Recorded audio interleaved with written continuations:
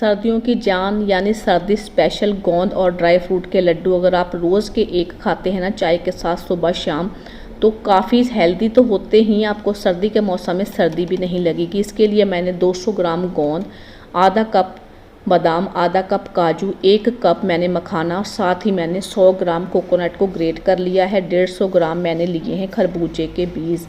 इसके अलावा मैंने लिया है 400 ग्राम गुड़। गुड़ को मैंने तोड़ लिया है, इस तरीके से नाइफ से काट लिया है, किसी चीज़ से आप पीस भी सकते हैं। इसके बाद जो अगली चीज़ें चाहिए होंगी जैसे घी है, आटा, वो मैं आपको साथ के साथ ही दिखाती रहूँगी। तो यहाँ पे हम कढ़ाई रख देते हैं। कढ़ाई में मैं 1 किलो आटा डाल दूँगी। गेहूँ का आटा है, इसको मैंने छाना नहीं है। तो स्लो गैस पे हम गेहूं के आटे को 10 से 12 मिनट तक भूनेंगे। कंटिन्यू आपको चम्मच चलाते रहना है। चम्मच चलाना छोड़ देंगे तो आटा कहीं से जल जाता है, कहीं से भुन जाता है। कंटिन्यू चलाते रहेंगे तो आटा अच्छे से भुन के तैयार होता है। प्लीज़ चैनल पर पहली बार आए हैं तो चैनल को ज़रूर सब्सक्राइब करें, इंस्टाग्राम पे फॉलो करें। अगर आप ये वीडियो फेसबुक पर देख रहे हैं तो प्लीज़ हमारे फेसबुक पेज को लाइक कीजिए। आटे को हमें बहुत ज़्यादा लाल नहीं करना है। तो यहाँ पे 4 से 5 मिनट हो गए हैं। आटे को मैंने इसी तरीके से चलाकर भूना है। में थोड़ी थोड़ी सी गुठलियाँ आना शुरू हो जाती हैं, तो इसीलिए आपको लास्ट में आटा छानना होता है। जब हम किसी चीज़ में आटे को मिक्स करते हैं तो उसमें गुठलियाँ रह जाती हैं। तो हमेशा जब भी आप किसी चीज़ में आटे को भून कर डालें तो पहले आटा भून लें, उसके बाद आप छानते वक्त आप इस गुठलियों को तोड़ सकते हैं। तो आटा यहाँ पे देखिए भुन चुका है। बस 2 से 3 मिनट तक मैं इसे और भून लूँगी। कैमरे की वजह से आपको कलर नहीं दिख रहा है, अच्छे से भुन चुका है। इसमें काफ़ी स्मेल आने लग गई है। गैस को बंद करके आटे को हम एक प्लेट में निकाल लेते हैं। तो अब यहाँ पे मैं 2 टेबलस्पून भर के देसी घी डाल दूँगी कढ़ाई में। हम अब सारे जितने भी ड्राई फ्रूट हैं ना तो उनको हम भून के तैयार करेंगे। अगर हम घी में तलकर इन्हें डालते हैं ना तो काफ़ी अच्छा टेस्ट आता है। तो मैंने मखाना डाल दिया है और गैस को मैंने स्लो रखा है क्योंकि घी हमारा अच्छा गर्म है। तो मखाने को इसी तरह से चलाते हुए हम 1 से 1.5 मिनट तक भूनेंगे।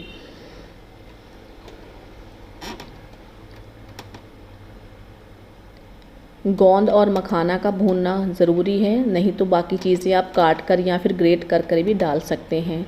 तो मखाने मैंने निकाल लिए हैं 1.5 मिनट तक रोस्ट करके। अब मैंने गैस को बंद कर दिया है क्योंकि काजू भूनने के लिए ना हमें ज़्यादा गर्म घी नहीं चाहिए होगा, नहीं तो काजू एकदम से लाल हो जाते हैं। गैस को बंद करके मैंने सिर्फ काजू को 30-40 सेकंड ही भूना है।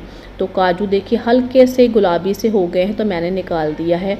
तो वापस से मैं गैस ऑन कर लेती हूँ। अब मैं यहाँ पे बादाम को भी डाल दूँगी। बादाम को भी सिर्फ हम 1 मिनट तक ही भूनेंगे स्लो गैस पे। जितना भी आपको यहाँ पे प्रोसेस करना है वो स्लो गैस पे करना है। जब आप ड्राई फ्रूट रोस्ट करें तो गैस को और स्लो कर लें। तो यहाँ पे बादाम भी हो चुके हैं। 1 मिनट तक मैंने बादाम को तला है, इनको भी निकाल लेंगे।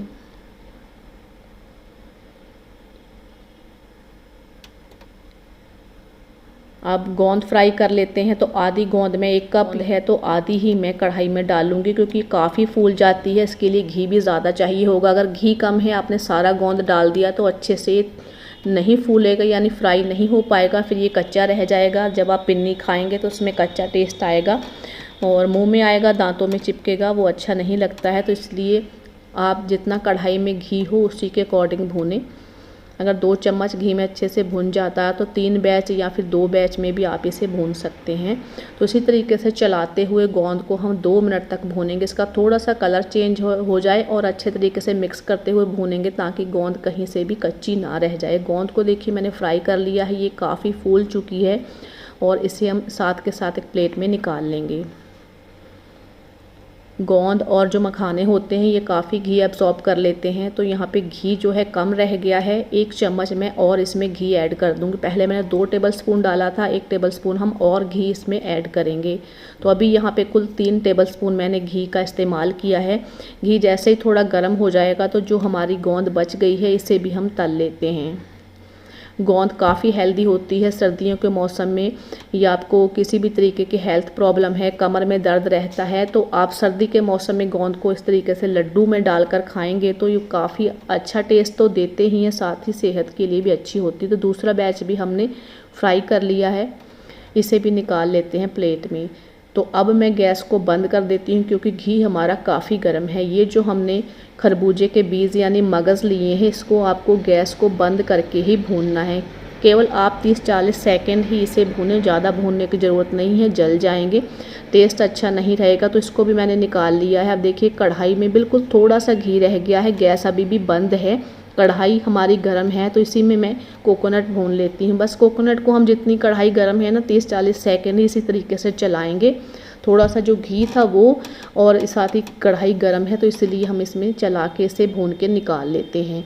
सारी चीज़ें भून के तैयार हो चुकी हैं। गोंद को आप चाहे तो इस तरीके से हाथ से तोड़ लें, पीस लें। अगर आप बड़े बुज़ुर्गों के लिए बना रहे हैं तो मिक्सी में डालकर पीस सकते हैं। तो मैं गोंद को थोड़ा सा हाथ से तोड़ लूँगी और मखाने को भी इस तरीके से हाथ से तोड़ कर ही हम डालेंगे। काजू और बादाम को हम एक बादाम के 2 या 3 टुकड़े करेंगे चाकू से। काजू को भी इसी तरीके से काट के तैयार कर लेंगे। अब यहाँ पे मैंने लिया है 400 ग्राम घी, ये हम कढ़ाई में डाल देते हैं और घी जैसे ही थोड़ा सा गर्म होगा ये जो हमने गुड़ लिया था इसको भी डाल देते हैं। गुड़ आप अपने टेस्ट के हिसाब से कम ज़्यादा भी कर सकते हैं। 1 किलो आटे में 400 ग्राम गुड़ काफ़ी रहेगा, ज़्यादा मीठा नहीं होगा, एकदम परफेक्ट मीठा रहेगा। तो गैस को हमने स्लो रखना है और गुड़ को इसी तरीके से मेल्ट होने तक हमें मिक्स करना है। गुड़ की हमें पका कर चाशनी नहीं बनानी है, सिर्फ हमें गुड़ को 2 से 3 मिनट तक मेल्ट होने देना है। अगर हम ज़्यादा पकाएंगे ना, गुड़ को मेल्ट होने के बाद चाशनी को पकाते रहेंगे तो चाशनी हार्ड हो जाती है। जब हम इसके लड्डू बनाते हैं ना तो काफ़ी हार्ड हो जाते हैं। अगर घर में बड़े बुज़ुर्ग हैं तो उन्हें खाने में प्रॉब्लम होती है, इसलिए गुड़ की चाशनी को ज़्यादा ना पकाएं, कंटिन्यू आप चलाते रहें। यहाँ पे देखिए गुड़ अच्छे से मेल्ट हो गया है, 3 मिनट हो गए हैं। यहाँ पे गुड़ तैयार है, गैस को ऑफ कर देते हैं। अब ये जो आटा था ना हमने भूनने के बाद इसको छान लिया है, देखिए इसमें गुठलियाँ सारी ख़त्म हो गई हैं। भूनने के बाद ही आप आटे को छानें। मखाने को भी हाथ से क्रश किया है, बादाम काजू को 2 से 3 टुकड़ों में काट लिया है और साथ ही खरबूजे के बीज हमने ऐसे ही डाल दिए हैं। अब डाल देंगे कोकोनट, इसके बाद जो हमने भून कर रखी है तल कर गोंद इसको भी डाल देते हैं। आप चाहे तो सारी चीज़ों को मिक्सी के जार में डालकर इनका पाउडर बनाकर भी डाल सकते हैं पिन्नियों में, अगर आपको क्रंची टेस्ट अच्छा नहीं लगता है। तो सारी चीज़ों को हम पहले आटे में मिला देते हैं। अगर आप भूनने के बाद ठंडा करके आटा छानेंगी ना तो आटे में बिल्कुल भी गुठलियाँ नहीं रहती हैं। मैं हमेशा आटे को भूनने के बाद ही छानती हूँ। जब भी हम आटा भूनते हैं ना तो उसमें गुठलियाँ ज़रूर आती हैं, इसलिए बाद में छानना चाहिए। सारी चीज़ें मिक्स हो गई हैं। अब यहाँ पे हम गुड़ और घी को डाल देते हैं जिसकी हमने चाशनी बना के तैयार की है।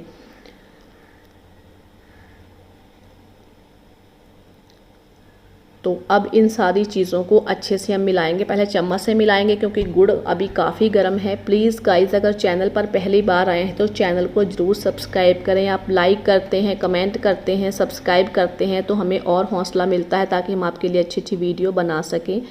तो सारी चीज़ों को आपको अच्छे से मिलाना है। मिलाने के बाद आपको जो लड्डू बनाने का प्रोसेस है ना वो फास्ट करना है, नहीं तो कई बार सर्दी का भी मौसम है, फिर ये जो लड्डू है ना बंधने में थोड़ी सी प्रॉब्लम आती है क्योंकि घी एकदम से जमने लगता है। तो घर में कोई अगर और मेंबर है तो आप उसे भी पिन्नियाँ यानी लड्डू बनाने में लगा सकते हैं।